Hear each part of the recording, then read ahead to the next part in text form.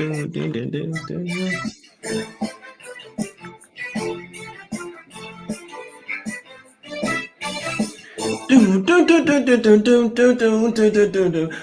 up, my guys? Welcome to another show, man. It's NBA Talk with Jay Money and the Shark, man. We featuring the Shark, my brother here, man. We powered by Wager Talk every single day, man. Y'all know it is $2 Tuesday over there at Wager Talk. Go check them out. Promo code J1, all that good stuff. Shark, what's up with you, my guy? Taking a breath, a little violin on a suddenly not so casual Tuesday afternoon, 4:42 p.m. Eastern, February 1st, 2022. Slight off the record comment. Tom Brady retired today. Snapshot to athletes, like them or not, they transcend time and they run concurrent to your life. It's a beautiful thing to look back on a 20-year career at any time in space. They're powerful. We respect them. We respect you guys in the chat. Tons of guys ready to dominate. Jay Money, 7-game card, a lot of angles, a lot of discussion points. Let's dominate. Let's get it, my guy. My guy had to throw Tom Brady in there, but it's cool. I guess we can discuss a few more days. And then that'll be the end of that, man. Maybe bit some records and all that good stuff, but it's not what the show is about. It's all business here, man. Let's get to some cash, guys. We got the first game up. We're going to the streets of Detroit. You dig what I'm saying? We got the Pistons versus the Pelicans here. Do we want to buy the Pistons coming off of a big win versus the Cavs? Not necessarily. Do you want to take the Pelicans on a back-to-back spot off of a loss versus the Cavs as well? A game that they could have won, went down to the wire.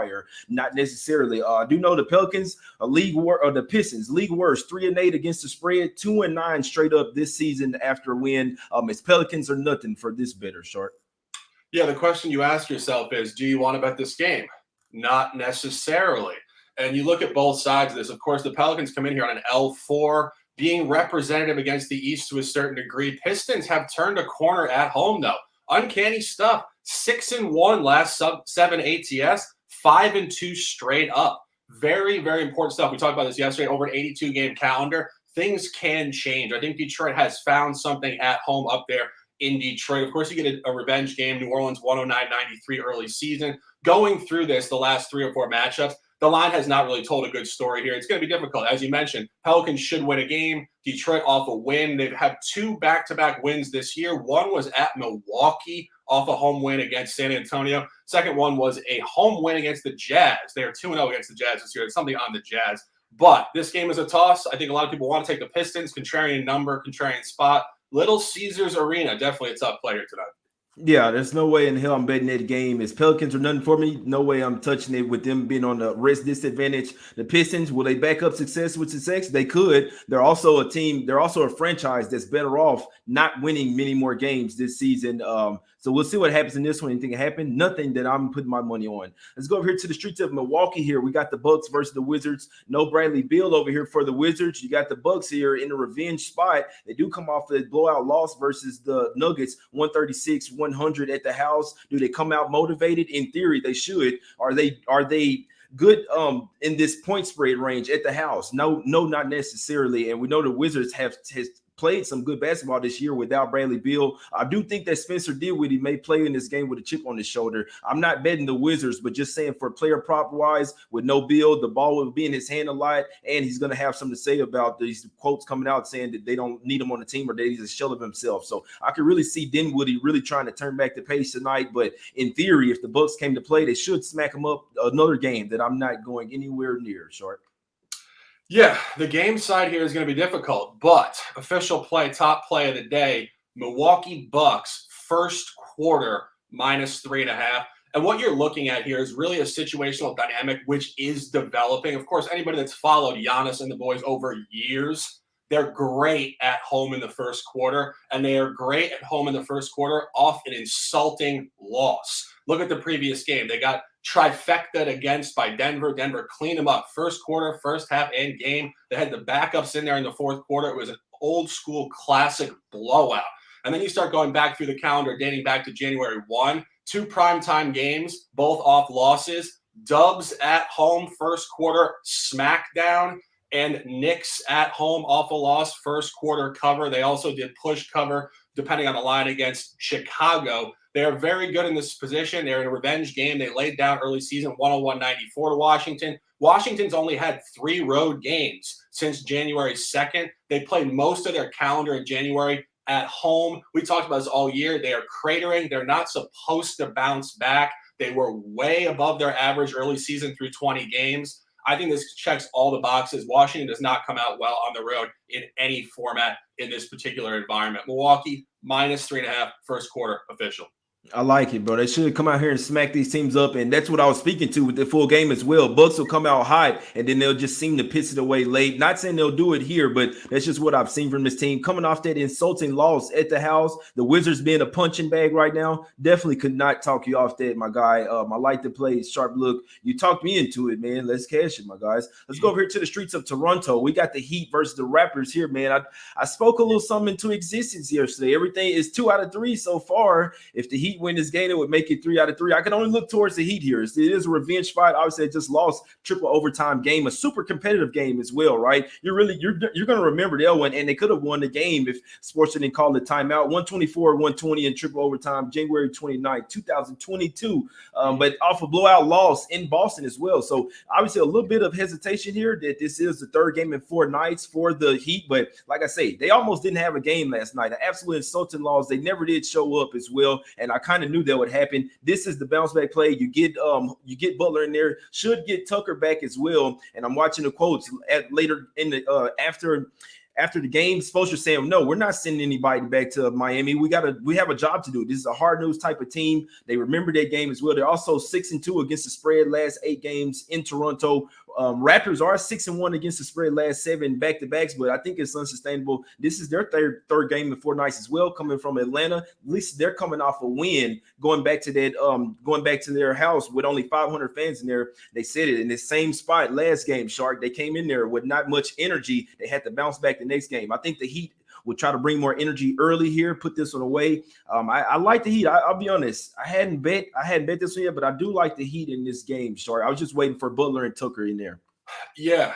I mean, you said it. You created this great storyline going back yesterday and a couple of days ago, and I think it's very sharp stuff. And, of course, when you can really forecast what's going on the next week in a team's calendar, it's kind of what I always talk about. You want to really get in the locker room with the team and see where their energy is going to flow up and down in terms of their effort and their desire to really compete. This is a high compete spot here for Miami without question. Revenge game in a small window. 3rd game in the last 10 against Toronto. They did lose the previous one, 104-99 at home. I'm not on this. I just think this could be tight, ultimately. When I look at the lines, -4, 4.5, Miami, it finished at a 5 gap, and then a -2.5, triple overtime. Now you get 1.5. I think it's going to be a tight game. And I don't think Toronto is just a default fade. We've talked about this all year. Toronto actually plays very well on the back end of a back-to-back for whatever reason. Of course, they did compete very well in Atlanta last night, but I wouldn't say 106 points was particularly noteworthy.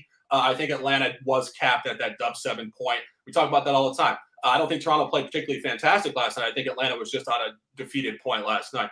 It's a tough game for me. I wouldn't talk you off either side. I do think the Heat have a solid, significant narrative point, but no play for me.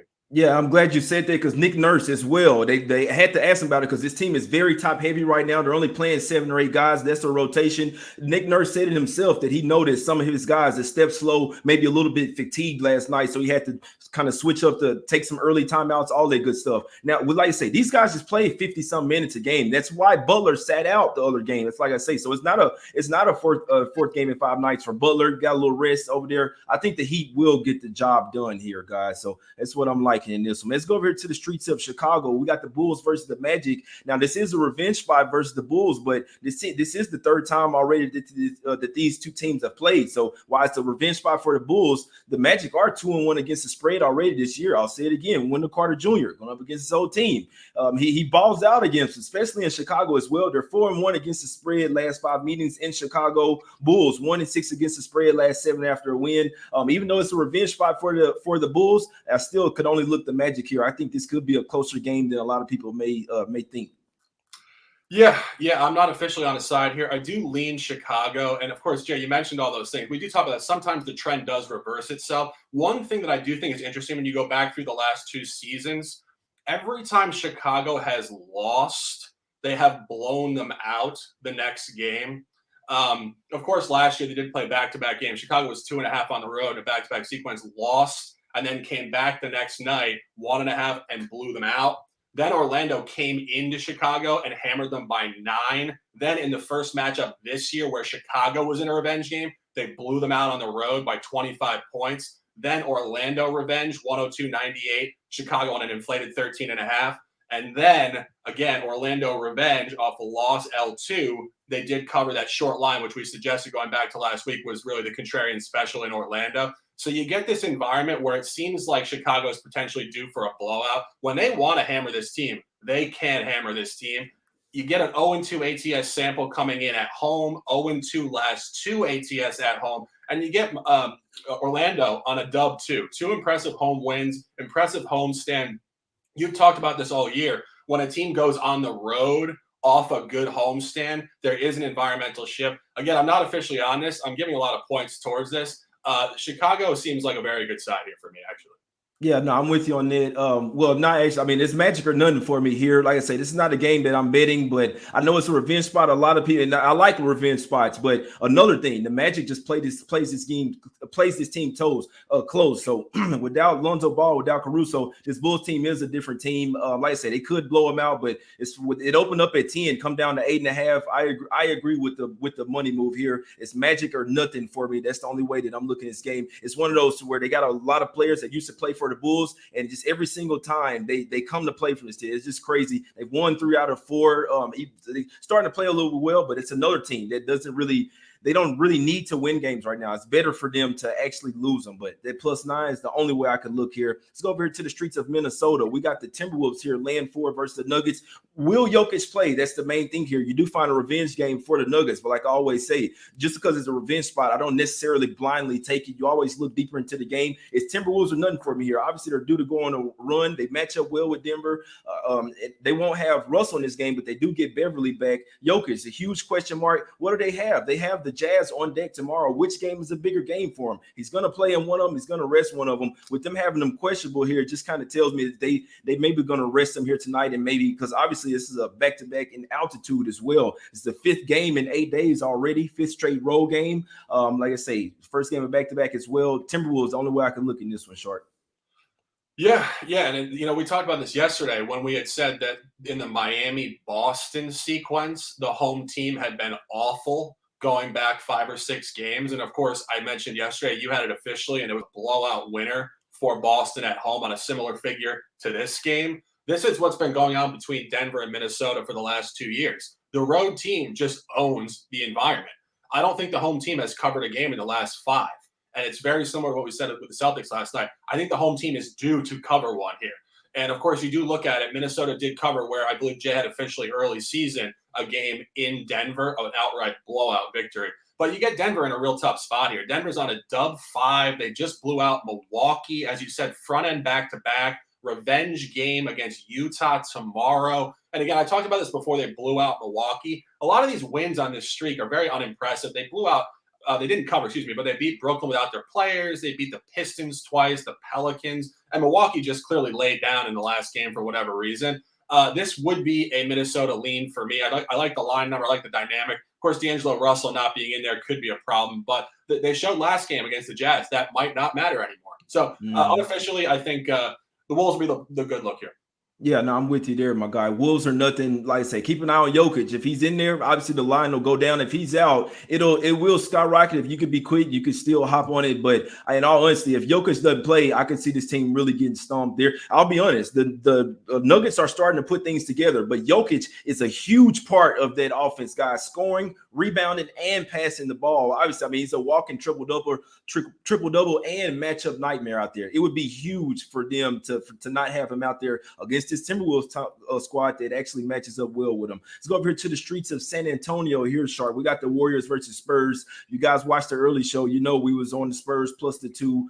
It's moved to -5. But this is another thing. Like I said, I'm not a wizard or anything, and it's not guaranteed, but I did kind of forecast it that I even said it yesterday. I think that the Warriors are going to rest some guys tomorrow. I mean, whether Kerr is helping out Pop, that's a whole nother thing there. I think so, but they kind of rest their guy. I still see a double-digit win by the Spurs, man. I think I'm gonna do what I did yesterday. The line went up for the Celtics. I still liked it, and it's the same thing. If they're gonna win, they're gonna cover. They're gonna smack them up by double digits, or they're gonna lose outright, and I'm gonna lose on a +2. You dig what I'm saying? So this is a Spurs type of game. They have the rest advantage. The Warriors, we know they're not at full strength, but I like this game even with them having their guys, and I don't see the Spurs letting down versus them because they know they need this win for Pop. They beat them already in San Francisco as well, Shark, with Draymond Green and all the guys by 5. Now they're back at the house, line all over them, obviously closing line, but even the open line, the Warriors were -9 in that first one. Then this one opened at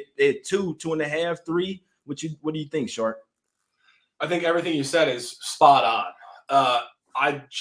For me, I don't love the closing line. I look back to one game recently, which we had correctly. We had New Orleans at -1.5 to beat the backups of the Dubs on the same thing, 3rd and 4th road back to back. They did win the game 101-96, but I do look at that result and I look at this line. Pelicans and Spurs are very similarly graded. They're in the same division. They're generally speaking the same portion of the country. This is a very similar spot for the Dubs. And again, they lost by 5 at the Pelicans. And now you get a +5 at the Spurs. I think the +2 you guys got it open was absolutely sharp. And I think that's probably a winner. 5-6, I think, could hover. However, I'm not sure the Dubs are going to let this one get away, given the fact it's a revenge game and they're just in a little one-off back-to-back in Texas. I can't advise people to take the 6. Again, just my opinion, but I do think +2 is an incredibly sharp look. Yeah, no, I'm with you on that. I don't see it being a close game, guys, in all honesty, especially with this being the fatigue spot as well. They had to play a tough game last night versus the Rockets, guys. The Rockets kept that game close and were going back and forth. One for Curry going off for 21 points in the fourth quarter, getting hot. They probably lose that game. I'm watching the Warriors. They're very top heavy. Without them having Curry and Wiggins in this game, I see a double-digit win by the Spurs. I still like the Spurs -5, guys. Like I say, if it's going to be a close game, then they'll probably lose. If they're going to come out here and play and smack this team the way that the Spurs play, defense and offense, and get the running and gunning, I see them having too much offense for them. They already got to have a ton of guards to match up with the Warriors as well. I like the Spurs in this spot, guys. Double-digit win. So Spurs -5, I still like it. Last game up, we got the Nets here, plus we got the Nets going up against the Suns here, Sharkwood. Suns won 10 straight games, but they're kind of sort of teetering on the loss. I did see them upgrade the Jay Crowder, Aiden. I don't care. It doesn't matter. This guy's been out. They probably will come in and mess up the flow. We see Money Williams just get the all-star coaching job. A little bit fat and happy, man. I like the Nets here, plus the points, Shark. Try to talk me off. Nets 5-1 against the spread, last 6 in Phoenix. They're also 5-0 last 5 road games versus 60% win percentage home teams. This revenge spot as well. They lost on November 27th. Suns, they offer to a 4-game road trip right after this game as well. We're going to get Harden back in there. Aiden, Crowder, McGee. Well, those 3 probably in there, but no Payne, no Shamit this time around. Nets off 4 straight losses. They need a win. They need a big win, confidence boosting win. I think they're going to get it tonight. You dig it, Shark. What are we doing? We are putting on the best looking Brooklyn Nets hat in the history of the world. Nets bets in the chat. I'm sure he is getting absolutely juiced up for this one. A prime time 10 p.m. TNT special. I'm tailing this one. I'm not going official, but I will be putting financial funds records in my life on this game. +6 earlier. What we're looking at here is just what Jay said. You get a revenge game, but you get what we talk about all the time. Where is a team moving? Phoenix on a dub 10 is showing signs of an outright loss. They very well could have lost to the Spurs in the last game. They do what they did. They come back in the fourth quarter when they have that championship mentality, and they won a game by 5 points. Not even close to a cover. They're 0-2 ATS last 2. They're 1-1, but they should not have covered against Minnesota. Also lackluster. You look at Brooklyn traveling on the road, as you mentioned. Brooklyn is very underrated in this position on this number. The line functionality has not mattered, of course. That is key because this number is on Phoenix, but I don't think it matters very much. I think you're looking at a very tight game here. I think you're looking at potentially a Brooklyn win. Brooklyn did win last year in Phoenix in an epic backdoor. James Harden went off, and they scored 42 in the fourth quarter to win the game 128-124. I think you could see more points here tonight, too. I would lean over, and I think Jay's spot on here with the official at +5.5, 6. Yeah, you got Steve Nash as well. A little narrative, a little conspiracy, Jay. You dig what I'm saying? Steve Nash back in Phoenix, my guys. He's not that great of a coach, but I do think his team turns up as well for him. Like I say, 5-1 against the spread, last 6 in Phoenix. Some of these trends really do speak volumes. You dig what I'm saying? This is one of them, man. Let's go Nets. Let's go Spurs. Like I say, y'all heard from the early show. I got my black and white on today. Got the black and white shoes on, all that. Spurs socks. Let's go, man. We engaged. Buy hats, buy chains, all that, man. Let's get to some free NBA picks, man. I always tell you guys, go check out Wager Talk if you can, man. This show is powered by Wager Talk. We partner with those guys, man. Use promo code J1 if you can. If you've never got any plays from over there, go check them out. Sports Memo as well. Use promo code J1. Full package of plays, $1. It's also $2 Tuesday. Anybody go get the 5% play for $2, man. A college basketball smack city spot. Shark, what we liking today, my brother? One official play on record: Milwaukee Bucks first quarter -3.5. Revenge game, situational environment, absolute terrible performance in the previous game against Denver. And the Wizards just continuing this crater zone where they're just cliff diving in the campaign. Top lean, of course, as I said, I'm tailing the man himself, J Money is money at +6. Brooklyn, and I do think Chicago will get there tonight. It's just a field play and a lean. I think the dynamic does suggest a revenge game. They'll come out here and catch them napping. One top play, 9 words of lifestyle. Ride the wave down to the water, 5:02 p.m. Tuesday, baby Tuesday. J Money, a pleasure. Close them out. I like it, my brother. I'll ride with you as well on that Bucks first quarter. Hey, you talked me into it, my brother. For me, we hopped on the Spurs early +2.